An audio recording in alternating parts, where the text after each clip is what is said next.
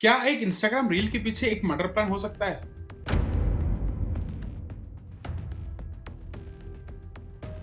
ये सुन के शौक लगता है, पर एग्जैक्टली यही हुआ बेगूसराय बिहार के एक छोटे से गांव में। आज हम बात करेंगे रानी कुमारी की, सिर्फ 23 साल की लड़की, एक माँ, एक पत्नी और इंस्टाग्राम इन्फ्लुएंसर बनने का सपना। उसके रील्स ट्रेंडिंग थे, कभी डांसिंग तो कभी मेकअप ट्यूटोरियल्स। लोग उसे ऑनलाइन पसंद करने लगे थे और रियल लाइफ में भी उसके फॉलोअर्स बढ़ रहे थे। लेकिन जब कैमरा बंद होता था, रानी की जिंदगी कुछ और ही कहानी सुना रही थी। महेश्वर कुमार राय, 25 साल, उसका हस्बैंड। महेश्वर और रानी 7 साल पहले एक दोस्त की शादी में मिले। दोनों को एक दूसरे से प्यार हो गया और दोनों ने अपने घर में बताया और घर वालों ने उनकी शादी कर दी। महेश्वर एक हार्डवर्किंग मजदूर था जो मजदूरी करके अपना घर चलाता था।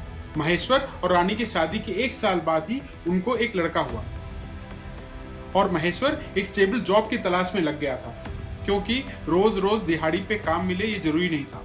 तभी महेश्वर को कोलकाता में एक साइट पर काम करने का ऑफर आया और महेश्वर का भाई भी कोलकाता में रहता था, तो उसने भी ये जॉब एक्सेप्ट कर लिया और कोलकाता शिफ्ट हो गया ताकि वो अपने परिवार को 2 टाइम की रोटी खिला सके। कुछ दिन बाद जब महेश्वर छुट्टी पर घर आया, उसने देखा रानी का पूरा ध्यान सोशल मीडिया पर था।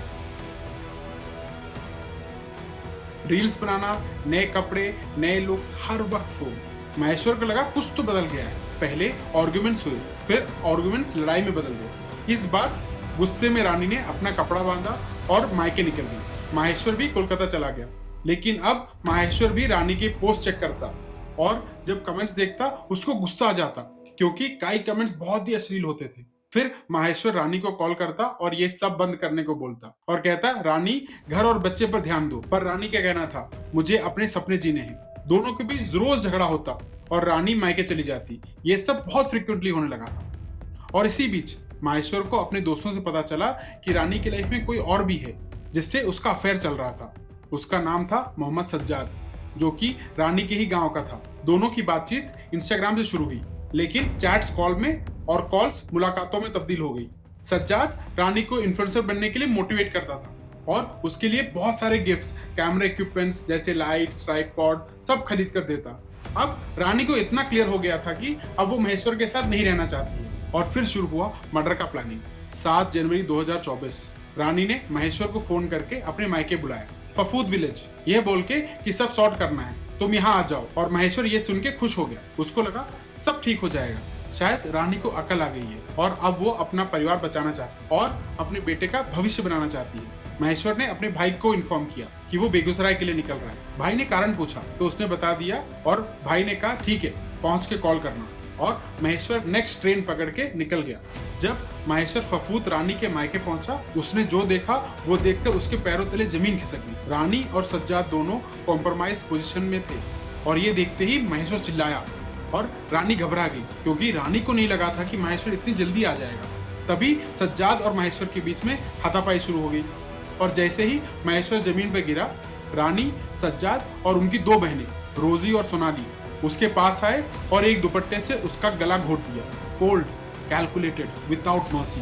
तभी महेश्वर के भाई का फोन आने लगा और गलती से सज्जाद ने फोन उठा लिया और हेलो बोल के काट दिया। उसके बाद महेश्वर के भाई ने बहुत कॉल किए, लेकिन उसका फोन नहीं उठाया। महेश्वर के भाई को शक हुआ और उसने तुरंत अपने फादर को कॉल किया और उनको तुरंत फफूत जाने के लिए कहा। जब महेश्वर के फादर फफूत रानी के ससुराल पहुंचे, उन्होंने बाहर एक एम्बुलेंस देखा और घर के अंदर गए तो देखा महेश्वर का बॉडी फ्लोर पर पड़ा था। रानी बोली, महेश्वर की तबीयत खराब है, हम उसे हॉस्पिटल ले जा रहे हैं। लेकिन महेश्वर के फादर को शक हुआ और उन्होंने पुलिस को कॉल कर दिया और थोड़ी ही देर में पुलिस पहुंच गई। पुलिस ने जब क्राइम सीन को देखा तो पुलिस समझ गई कि ये सुसाइड दिखाने की कोशिश की जा रही थी। बट पुलिस ने जब आगे इन्वेस्टिगेशन शुरू की, सब कुछ सस्पिशियस लगा। रानी से जब पूछताछ हुई, उसके स्टेटमेंट्स इनकंसिस्टेंट थे। जब पुलिस ने ज्यादा प्रेशर डाला, Rani confessed, yes, she was having an affair, yes, Maheshwar का मर्डर प्लान था, यस, उनकी बहनें भी इन्वॉल्व थी। पुलिस ने रानी को अरेस्ट किया अंडर सेक्शन 302 मर्डर चार्जेस। रानी की दोनों बहनों रोजी और सोनाली पे भी कॉन्स्पिरेसी के चार्जेस लगे और सज्जाद अभी भी भगोड़ा है। सबसे डिस्टर्बिंग पार्ट ये था कि एक दिन पहले ही रानी ने इंस्टाग्राम पर एक रील अपलोड की थी। Bright makeup, soft music, dancing smile.